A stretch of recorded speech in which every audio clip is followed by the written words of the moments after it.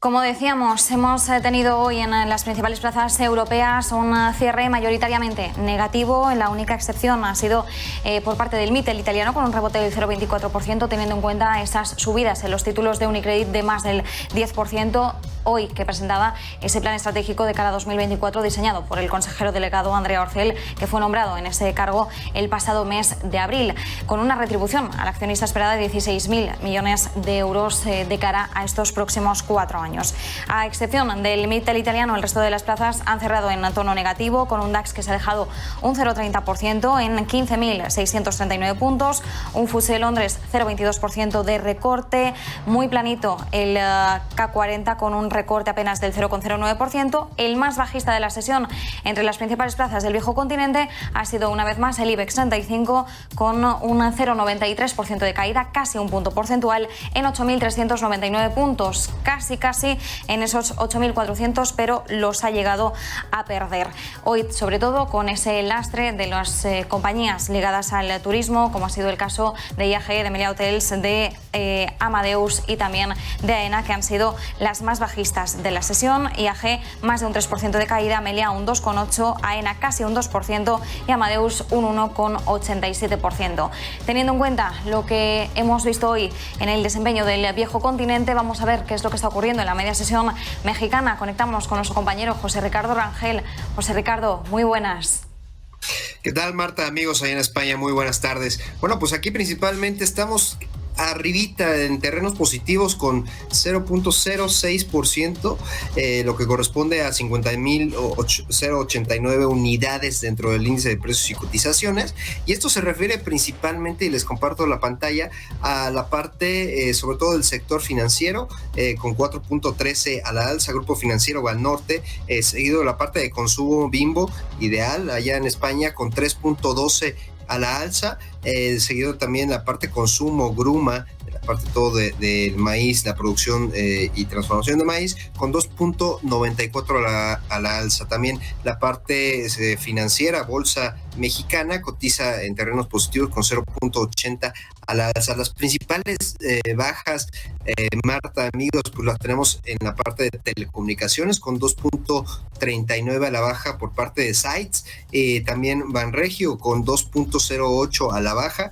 y la parte de extracción de minerales, el sector minero, con Peñoles con 1.98 a la baja. Es interesante resaltar que los datos que se reportaron el día de antier, en México con respecto a la inversión fija bruta, que esto corresponde, pues vaya, las perspectivas que tienen los inversionistas, sobre todo para poder llevar el negocio pues más adelante. Eso es inversión sobre todo en la parte de maquinaria, equipo, etcétera. Bueno, pues vimos una contracción del 1.6%, y esto sobre todo es de resaltar en la parte de la construcción. La construcción, pues estamos en niveles no solo peores que los de prepandemia, sino niveles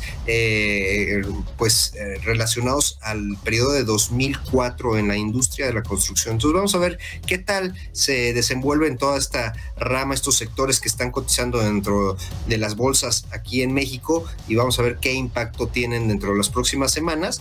Y vaya, la verdad es que muy contentos de tener nuevamente a nuestro querido invitado. Marta, por favor, los honores.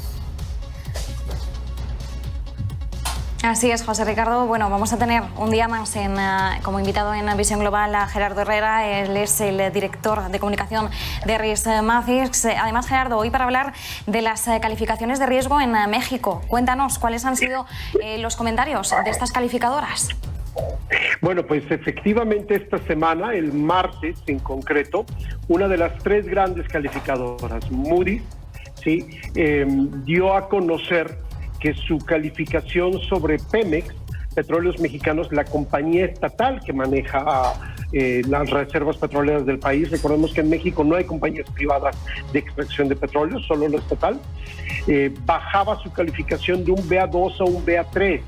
Que ya es grado especulativo. Pemex ya estaba en ese nivel. De hecho, si producción me apoya mostrando la imagen, vemos que justamente mientras que México como país mantiene su grado de inversión de las 3 calificadoras, Standard & Poor's, Fitch y Moody's, con Pemex Solo Standard & Poor's mantiene grado de inversión para esta compañía, que además es una fuente fundamental de los ingresos del gobierno. Mientras que Fitch ya la había puesto en grado especulativo, Moody's la rebajó este martes, pero lo importante, Marta, es que Moody's hizo comentarios un poco preocupantes. Señaló que si los apoyos del gobierno a Pemex, el gobierno mexicano ha estado apoyando a Pemex con recursos fiscales que están equivaliendo, este año van a equivaler al 1% del PIB. Eso nos da una idea de cuánto dinero se le está metiendo a esta compañía que pues no termina de trabajar, incluso con la recuperación de los precios del petróleo. Así que Moody's advirtió que si el gobierno mexicano sigue destinando recursos fiscales a apoyar a Pemex, podría poner en riesgo la calificación de riesgo país el año que viene, lo cual evidentemente pues ha sonado muchas alarmas en el sector financiero. Una cosa es que una compañía estatal o paraestatal o del sector público haya perdido ya de 2 calificadoras el grado de inversión. Otra cosa es perder el grado de calificación de inversión por parte de una de las 3 principales. Eso implicaría, además de una señal muy negativa hacia inversionistas, implicaría en forma automática la salida de capitales del país, porque obviamente hay fondos de inversión que utilizan Moody's como su indicador de riesgo. Entonces, si Moody's le quita el grado de inversión a un país, automáticamente hay fondos que retiran recursos de un país en concreto. Entonces, esto es una señal amarilla, es indiscutiblemente una señal amarilla de que en un momento en que esta es una recuperación accidentada, lo vemos en todas partes del mundo, lo estamos viendo en Europa, en momentos en que esta es una recuperación accidentada, estas no son buenas noticias. Si en general no lo serían, en un momento de recuperación todavía acotada, llama a precaución por parte del gobierno mexicano y evaluar realmente si conviene seguir destinando recursos a la petrolera nacional, a la petrolera mexicana. En contraste, para finalizar mi comentario, vemos que en la parte de arriba de justamente donde están los grados de inversión en México, están los grados de inversión de CFE, que es la Comisión Federal de Electricidad.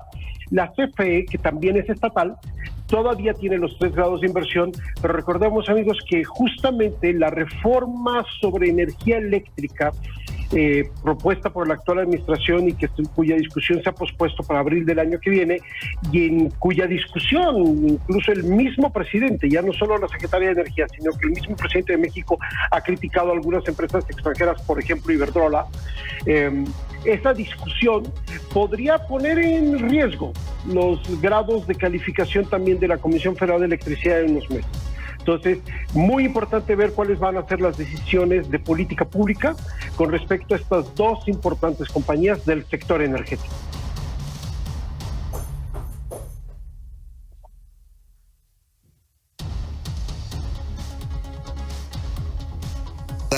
Mexicana per se, pero bueno, las emisiones de deuda que se tienen tanto de CFE como de Pemex, bueno, ya con estas calificaciones estaría cerrándose las puertas para cualquier tipo de emisión, ¿no, Gerardo?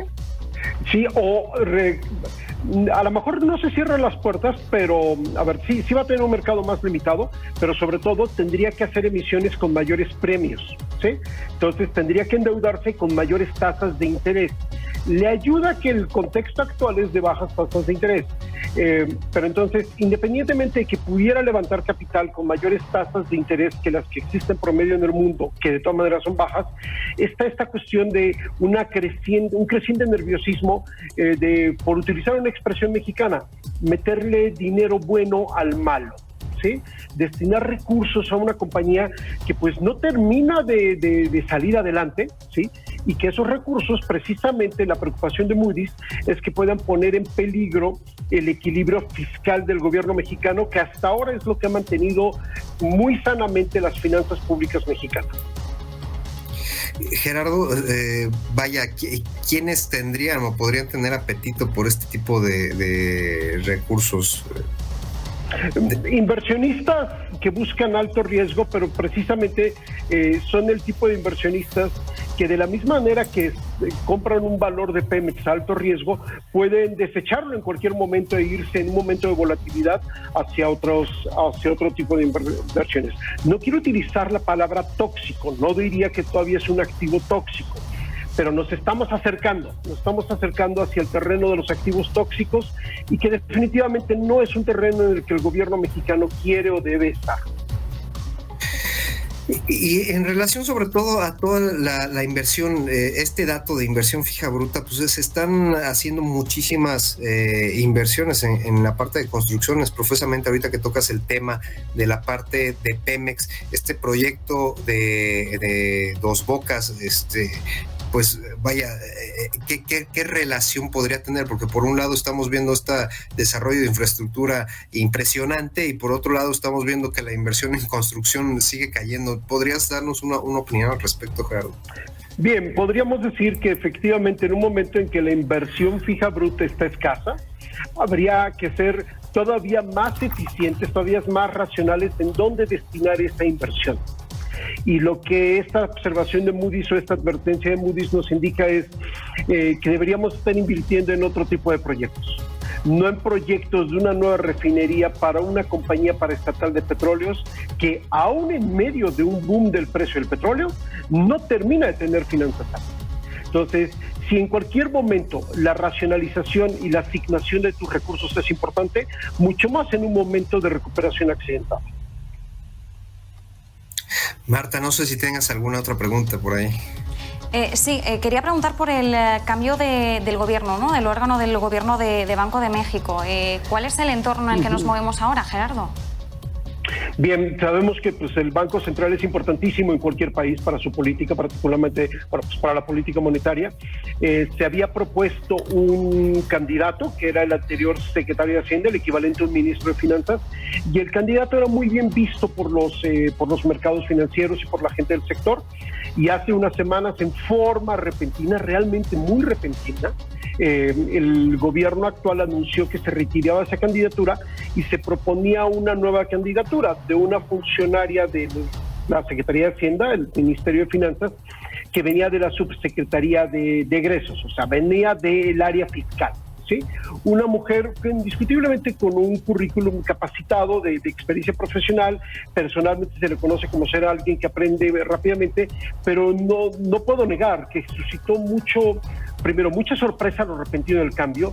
En política monetaria no es bueno tener estos cambios tan bruscos, y segundo, que virtualmente ella no tiene experiencia en política monetaria, y pues no necesito decir que ser experto en política fiscal, en política de gastos, no te hace experto en política monetaria.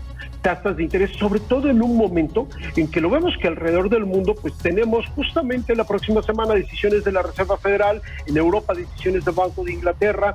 En estos momentos la política monetaria depende mucho de saber leer señales internacionales, porque todas las tasas de interés se mueven en relación unas con otras. Entonces, sí ha habido dudas sobre la capacidad de la nueva persona que ha entrado ya al Banco de México y que sin lugar a dudas el presidente va a proponer para dirigir el Banco de México. Entonces las dudas son de su expertise, de su experiencia en un área tan delicada como la política monetaria, y las dudas son de su autonomía con respecto. El Banco de México es autónomo desde los 90, después de una de nuestras grandes crisis, como lo es en la mayor parte del mundo, y por muy buenas razones, para que no esté sujeto a la presión política del primer ministro o del presidente en turno. En este caso, pues hay algunas dudas. Habrá que ver qué pasa en los siguientes meses. Por lo pronto, la nueva persona ha sido ratificada, entrará al Banco de México, es casi seguro que será la presidenta del banco, la gobernadora del Banco de México en los próximos meses, y habrá que mirar con mucha atención. Los mercados están muy atentos a las señales que dé la que será la próxima gobernadora del Banco de México. Pues estaremos, Gerardo, atentos a ese nombramiento, a quien va a ser la nueva gobernadora del Banco Central mexicano. Desde luego, los inversores muy atentos, porque bien sabemos que un cambio de liderazgo, de mandato en un Banco Central también puede reorientar la política monetaria del país. Gerardo Herrera, como siempre, muchísimas gracias. José Ricardo, también muchísimas gracias a ambos desde México. José Ricardo, mañana volveremos a conectar contigo. Nos vemos el día de mañana, Marta. Gracias, Gerardo. Muchas gracias, un gran saludo a España. Y nosotros nos despedimos por hoy, volveremos mañana a partir de las 6 de la tarde con más Visión Global.